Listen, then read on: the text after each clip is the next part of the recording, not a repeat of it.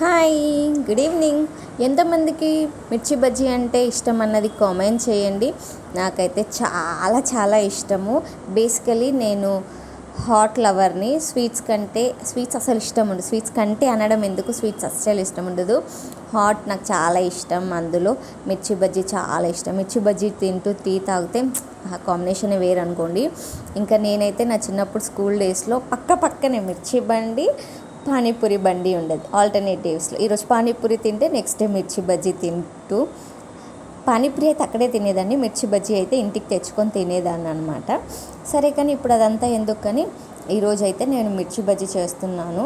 నేనైతే మిర్చి bajji yearly once twice చేస్తాను. ఎందుకంటే అమ్మ వాళ్ళు వచ్చినప్పుడే తెస్తారు ఈ మిర్చి బజ్జీలు. నేను అప్పుడే చేస్తాను. మిగతా అప్పుడైతే కొనుక్కొని తింటాను అనుకోండి, అది వేరే విషయం. మళ్ళీ తినవా అనుకోవద్దు, తింటాను. ఇవైతే అమ్మ వాళ్ళు తెస్తారు మిర్చి బజ్జీలు, కాబట్టి అప్పుడు చేస్తాను. మొన్న చేశాను, ఇంక ఇప్పుడైతే ఫైనల్గా ఇవే ఉన్నాయి. వర్షం పడుతుంది కదా అని ఇప్పుడైతే చేస్తున్నాను.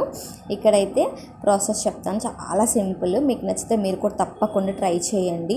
ట్రై చేసి ఎలా కుదిరింది అన్నది కామెంట్ చేయండి. నేనైతే ఫస్ట్ మిర్చీలను వాష్ చేసుకొని నేనైతే కాంటాతో చీరుకుంటాను, ఈజీగా వచ్చేస్తుందని. ఇంకా తర్వాత అందులో ఉన్న సీడ్స్ అన్నీ తీసేసుకొని, ఇంకా స్టఫింగ్ కోసము నేను కొంచెం వాము, ధనియాల పొడి, ఉప్పు, శనగపిండి కలిపి పెట్టుకొని ఇంకా చీరుకున్న జీలల్లో అయితే పౌడర్ అయితే వేసేసుకుంటున్నాను.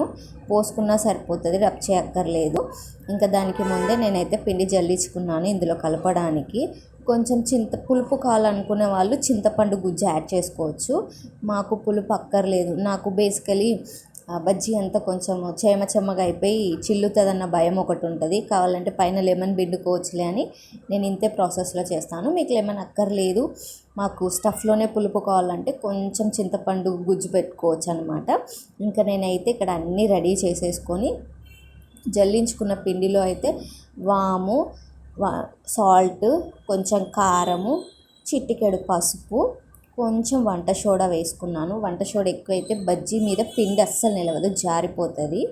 ఇంకా అన్నీ ఒకసారి మంచిగా మిక్స్ చేసుకొని, ఇక్కడ మీరు అల్లం వెల్లుల్లిపాయ పేస్ట్ ఉంటే వేసుకోండి, టేస్ట్ బాగుంటుంది. నా దగ్గర లేదు, అందుకే నేను వదిలేసాను.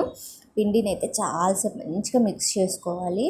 ఇంకా మిక్స్ చేసుకొని మంచిగా బజ్జీని ముంచి వేడి వేడి ఆయిల్లో వేసి మంచి గోల్డెన్ కలర్ వచ్చేలాగా ఫ్రై చేసుకొని తీసుకొని, కొంచెం ధనియాల పొడి, కారం, సాల్ట్ మిక్స్ చేసుకొని బజ్జీల మీద చల్లుకొని ఆనియన్తో తింటే అబ్బాబ్బా, ఆ టేస్టే వేరు.